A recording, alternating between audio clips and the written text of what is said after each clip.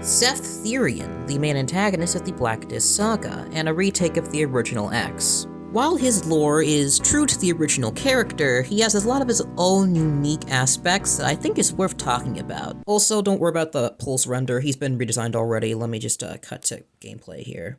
Seth's origins are true to his original counterpart. He is an entity made up of multiple ancient energies that amassed itself into a singular body. He wanders around subspace for a little bit as a giant spear until, finds planet Earth and humanity and Sonic the Hedgehog. He copies Sonic's form, which is the rule of humanity, so he makes his own dimension based around the zones in the Sonic series. He then goes more arrogant over his powers, and he wants to, try to enter the human world, so the disc is created so he can just do just that. He manipulates a programmer named Hail Profeta to make the computer game that will serve as his gateway between his world and ours. He would imbue the disc with his own dark matter essence and shove that thing to the human world, where he will begin his soul-collecting escapades. Because of his numerous captures, a religious movement named the Sect of Shin was founded, which views him as a savior to mankind and destined to bring all humanity out of the horrors of reality into a paradise that is under his own rule. They're basically the ones that help him just do his job of collecting more souls. Xeth also has his own set of the 7 Guardians, which help maintain order in his world and help him capture more souls, and they are a mix of both his own dark matter and human emotions. These characters are based on the 7 world rings from Sonic and the Secret Rings. I'm probably gonna have to redesign most of these characters later down the line, so they all fit the desert theme. Last for this video specifically is Torochi, who is supposed to be a retake of a character called Xenor. Xenor was a former soldier/guardian of Lord X who broke free from his creator and rebelled against him.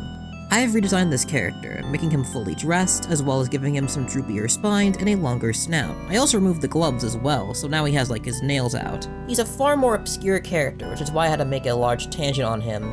Like with Xenor, Torochi will be overhauled, sporting a bulkier build. He would have yellow eyes and one of his cut ears would be restored, and a much more easier spine cut to work with, having black and brown accents at the end of his quills. Torochi was a Broly XP, and he had an incredible lust for fights and battles, and he liked to punch a whole lot.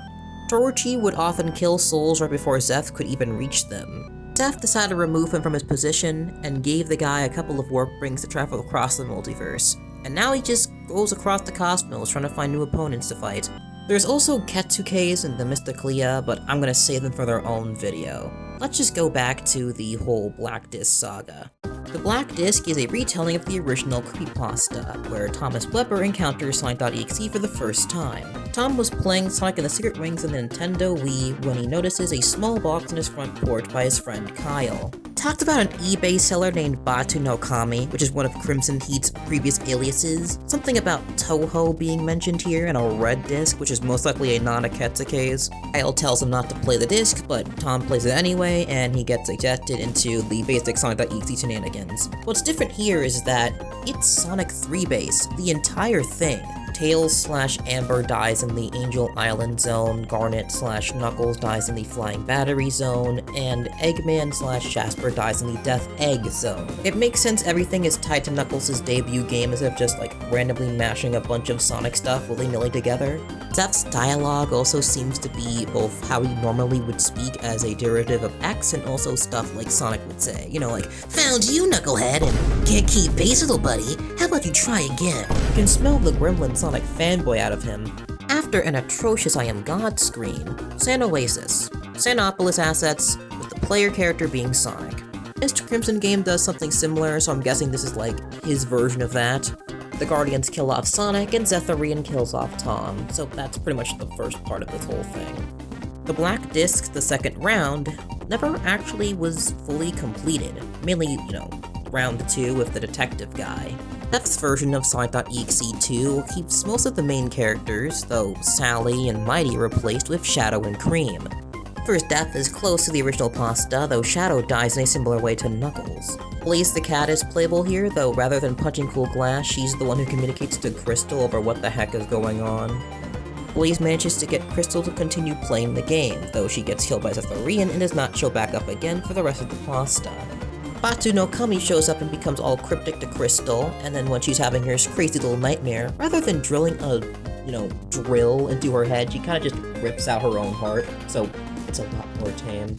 Crystal manages to piece together that Xetherian is Batu no Kami and starts freaking out, and she is killed after the event of the story. Lastly, we have a lone Melody, which is the Alice Sonata retelling. Melody has been in this cult for most of her life, and pretty much yearns for the outside world because of it. There's a lot of back and forth between Melody Capella and Joseph Doery, who is the leader of the sect of Shin. While Detective Barrel's story never got to play out, his death certainly does, and this is what Melody sees firsthand. She denies Xetherian as a god and advocates for her own freedom, causing her to run out of the sector entirely and try to forge her own path. Fortunately, Xetherian had managed to find her, and dragged her into the game himself. Now she's stuck there as a version of Cream the Rabbit to wander across his universe for pretty much all of eternity. And that's basically the entirety of the Black Disc saga. Again, it's technically incomplete, but I feel like it's perfectly serviceable. The only issue, of course, should be the Batu no Kami account that can easily be changed to like WebGrifter75 or something, so I'm not too changed about that. I didn't expect this video to be this long, so I'm just gonna like go through his design history and stuff, so yeah. This was his first ever piece of artwork by Crimson, and he looks super ugly. Trying to be the design from 2015 with the basic proportions of 2013, but his legs are so long and his arms are so short and his quills are all like weird. I should note that King the Hedgehog had this piece of artwork back in like 2011, so this is like a 13-year gap between this and this. This is insane. He has shoulder pads which don't feel like a part of the design. He has like this one line going down his like X mark, which is meant to be like abs, but doesn't look like that from the picture. You can tell why Crimson Heat is heavily reliant on sprite edits and character creators. This is the first rendition for Xetherian's current look, which the colors were sampled off of his old, like, dark matter form. The cuffs from his gloves and shoes, to the nails, to the soles, are all purple. I took inspiration from Shay's old art of Sonic.EXE to get the spine cut looking the way it did, and I'm really proud of how it came out, especially on the tail. All of the purples converted for this design would be turned into reds, and he'd be a lot more lankier, and based on the artwork for Sonic 1, though I later refined him and now he looks like this. He's got eyes similar to Lord X, some yellow teeth, and an X-shaped gash, more still like fully wrapping around his body instead of just being weirdly just plopped on there. His shoes are also bigger as well.